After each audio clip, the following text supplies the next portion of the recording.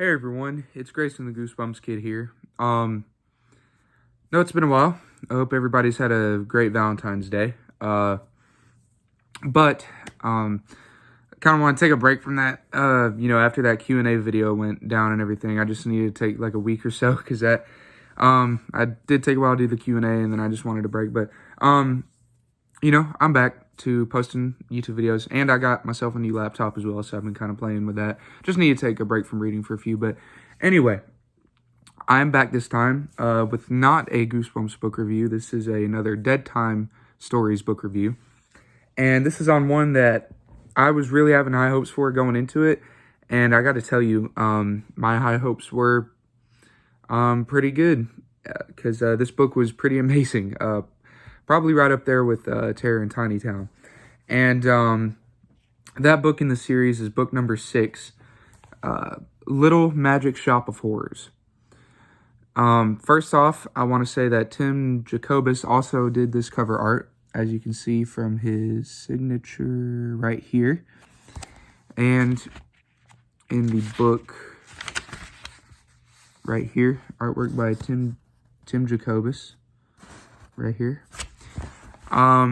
So yeah, I'm glad the AG Cascone were able to get Tim Jacobus to do some of their artwork, because he really is a good artist. So, Little Magic Shop of Horrors. What is it about?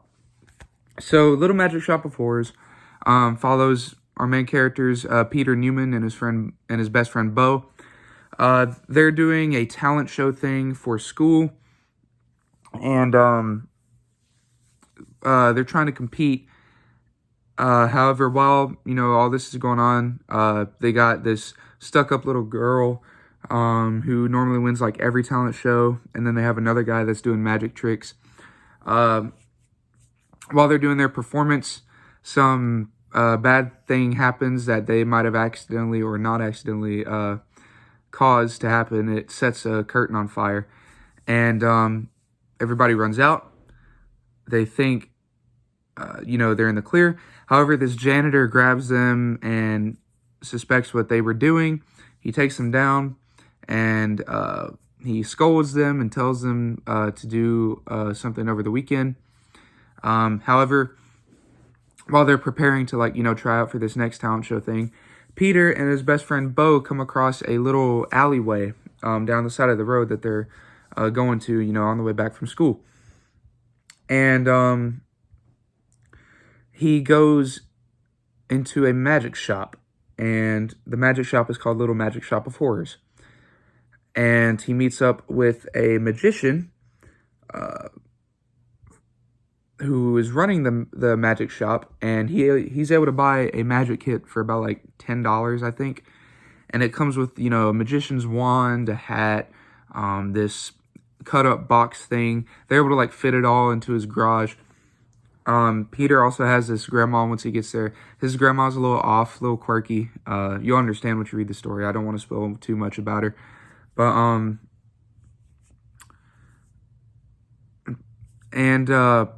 while he's performing these magic tricks, he starts to realize that the magic that he's performing might actually be dangerous. And they might actually be real magic, like it actually works. Because they take his cat and named Tiger, and he asks for a tiger to come out of the magic box that they set up, and a real life freaking tiger pops out of the box. Not the cat, like an actual tiger pops out the box, and it scares the crap out of him. Then they do another magic trick on his friend Bo, and let's just say things go horribly wrong. And yeah. Sorry. Little Magic Shop of Horrors. I gotta tell you, this book, I had real high expectations going in for it, and it was a great read. I really love the whole spiel on R.L. Stine's book. I think it was something Little Monster Blank of Horror, something like that. But I know that's an original R.L. Stine title. A lot of the books that deal with magic in Goosebumps and, just horror media in general, they normally don't hit well as they normally do. Like there's a Give Yourself Goosebumps book that I want to read called Under the Magician's Spell. I have high hopes for that now after reading this, because when I read a book like Bad Hair Day, I thought it was okay. And, you know, magic horror books don't really tend to do as well as like supernatural, you know, possessive books or just like inanimate objects coming to life, that type of thing. Which, to be fair, some of that can be magic related because you're bringing an inanimate object to life. That can be magic, but it can also be supernatural. It just depends on your viewpoint. But I do have to say magic books are definitely one of the rarer ones you'll find in horror. However, this one hits the ball really well. I like some of the climactic parts of the book where, you know, they're trying to figure out how to fix this certain thing that happened to Bo, which I won't get into because I don't want to spoil it. I hate spoiling things. And the book is quite long for a Deadtime Stories book.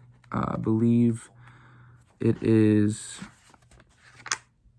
Yeah, it's 136 pages. That's way more than any Goosebumps book that I've read. But, you know, it's... For like an early Deadtime Stories book, I think they did a great job with the writing. And, you know, it's not a perfect book. I still think Terror in Tiny Town's better than this. Just because I enjoy stuff like Night of the Living Dummy or like Revenge of the Lawn Gnomes just a little bit better than magic books. But still, this definitely is a great book, and I highly recommend it to anybody that's wanting to get started off in the Deadtime Stories series. Probably this and Terror in Tiny Town. Those would be like my top 2 picks right now. There might be better picks.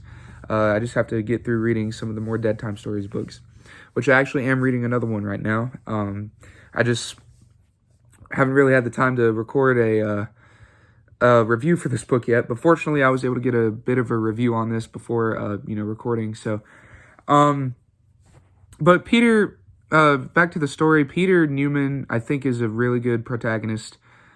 Just the way he tries to solve the problems and some of the twists that we have in the book, I gotta say, I'm most likely could have saw coming in the beginning of the story. From the way they introduced some of these characters. I definitely could have seen the twists, you know, a mile away.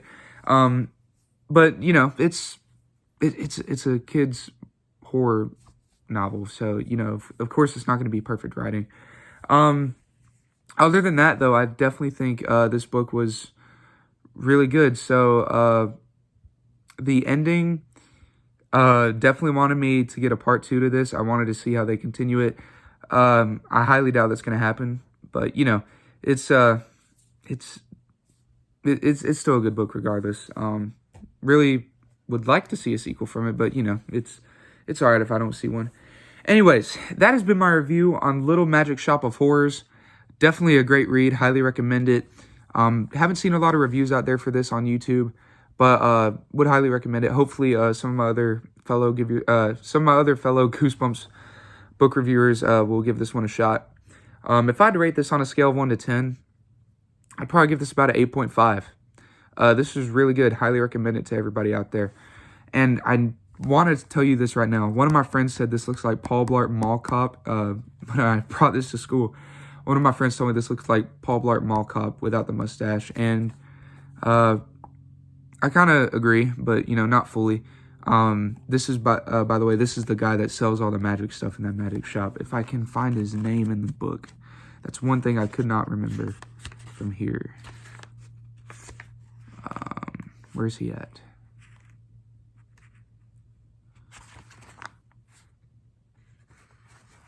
Man, I'm trying to find it. Crazy Merlin, that's his name. His name's Crazy Merlin. Definitely a good side character. But anyways, sorry about all the ranting. This is just, it's out there. But, you know, it's just so good, I can't help but rant about it. Anyways, yeah, 8.5 out of 10. Really good. Definitely were some mixed moments there in the story, especially like with some of the twists I could see coming. But, you know, it's still pretty good. So, what is everyone's thoughts on Little Magic Shop of Horrors? Let me know down in the comment section down below. Would really love to hear your thoughts on this. Thank you all so much for watching, and stay tuned for the next book review coming up shortly. Probably here within the next week or so. So, God bless, and Have a great weekend. Bye, everyone. Stay safe out there.